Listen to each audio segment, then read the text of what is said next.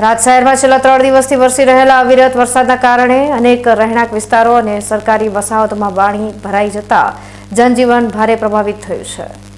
શહેરમાં 6 ઇંચથી પણ વધુ ખાબકેલા વરસાદે વિરામ લઈને થોડી રાહત ચોક્કસ આપી છે, પરંતુ નીચાણવાળા વિસ્તારોમાં પાણીનો આવરો સતત વધતા મુશ્કેલીઓ બેવડાઈ છે। સ્થિતિ એટલી વિકટ બની છે કે ટેલિફોન એક્સચેન્જ, મામલતદાર બંગલો, પ્રાંત અધિકારીનો બંગલો તેમજ પાણી પુરવઠા વિભાગના ક્વાર્ટર જેવા સરકારી પરિસરોમાં હજુ સુધી વરસાદી પાણી ઓસરવાનું નામ નથી લઈ રહ્યા। વિશેષ કરીને BSNL એક્સચેન્જ અને મહાલક્ષ્મી સોસાયટીના મકાનોમાં ઊંડા પાણી ઘૂસી જતા રહીશો પોતાનું ઘર છોડીને સુરક્ષિત સ્થળે સ્થળાંતર કરવા મજબૂર બન્યા છે। આ ઉપરાંત અમરપાક સોસાયટી અને ચામુંડાનગર જેવા વિસ્તારોમાં પણ ઠેર ઠેર પાણી ભરાઈ જતા સ્થાનિક નાગરિકોમાં નગરપાલિકાની પ્રી મોન્સૂન કામગીરી સામે ભારે આક્રોશ જોવા મળી રહ્યો છે। જો આગામી સમયમાં વધુ વરસાદ પડશે તો અનેક ઘરોમાં પાણી ભરાઈ જવાની શક્યતાઓ વધી ગઈ છે, જેને લઈને નગરપાલિકા તંત્ર દ્વારા પાણીના નિકાલ માટે ભારે મથામણ કરવામાં આવી રહી છે। ચારે બાજુ પાણી દેખાઈ રહ્યું છે તમને। અત્યારે અમારા ઘરોની અંદર પાણી આવી ચૂક્યા છે। છેલ્લા 2015, 2017, 2026, 2025 દર વર્ષે મહાલક્ષ્મી સોસાયટીની અંદર, ગણેશ સોસાયટીની અંદર ચારે બાજુ પાણી આવે છે। આજ સુધી કોઈ નિકાલ થતો નથી। અમારી સરકારને, નગરપાલિકાને એટલી વિનંતી છે કે તાત્કાલિક એનો નિકાલ કરવો જોઈએ, કેમ કે દર સાલ આની અહીંયા પોઝિશન રહે છે। દર સાલ અમે લોકો ક્યાં જઈએ કે કોઈ દિવસ નિકાલ થતો જ નથી, ખાલી વાતો થાય છે, વાતોથી નિકાલ નથી થતો।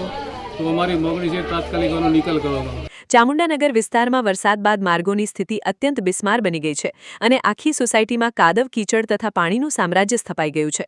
આ રસ્તાઓ હવે સ્થાનિકો માટે માથાના દુખાવા સમાન બની ગયા છે, જ્યાંથી પસાર થવામાં મહિલાઓ, વૃદ્ધો અને નાના બાળકોને ભારે હાલાકી ભોગવવી પડી રહી છે।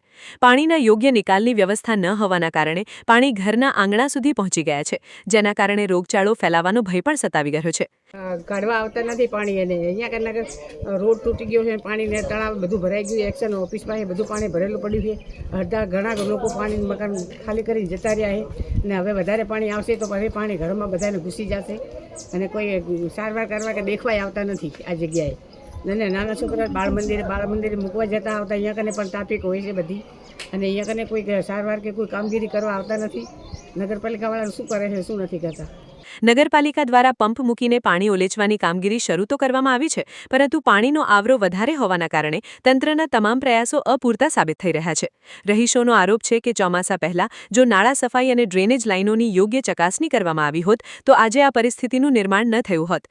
સોસાયટીના રહીશો હવે તંત્ર પાસે તાત્કાલિક ધોરણે મોટા પંપ મૂકીને પાણી ખાલી કરવાની માંગ કરી રહ્યા છે। લગભગ 15, 17 અને 25 અને હવે આ 26 આટલા વર્ષથી આ મહાલક્ષ્મી ગણેશ સોસાયટીનો વિસ્તાર ને પેપળી તળાવનો વિસ્તાર પાણીથી ભરચક બની જાય। જ્યારે આ પાણી આવે, વહીવટીતંત્ર આવે છે, પાણીનો નિકાલ થોડો ઘણો થઈ જાય અને 12 મહિના કાયમી નિકાલ કોઈ આનો આવતો નથી। એટલે મારી વહીવટીતંત્રને અને ખાસ કરીને રાજ્ય સરકારને કે દરેકને અપીલ છે કે આનો કોઈ કાયમી ઉકેલ લાવે। કાયમી ઉકેલ નહીં આવે ત્યાં સુધી તો આ બધું અત્યારે જે કરો છો એક સામાન્ય વસ્તુ છે કે આ પાણી આવ્યો, થોડો ઘણો નિકાલ થયો અને જતો રહ્યો, પણ કાયમી ઉકેલ લાવે એવી મારી વહીવટીતંત્રને ખાસ નમ્ર વિનંતી છે। સ્થાનિક તંત્ર અને પાલિકાની ટીમ હાલ અલગ અલગ વિસ્તારોમાં JCB અને પમ્પિંગ મશીનરી સાથે કામગીરી કરી રહી છે, પરંતુ પાણીનું સ્તર ઓછું ન થતાં લોકોમાં ચિંતાનો માહોલ છે।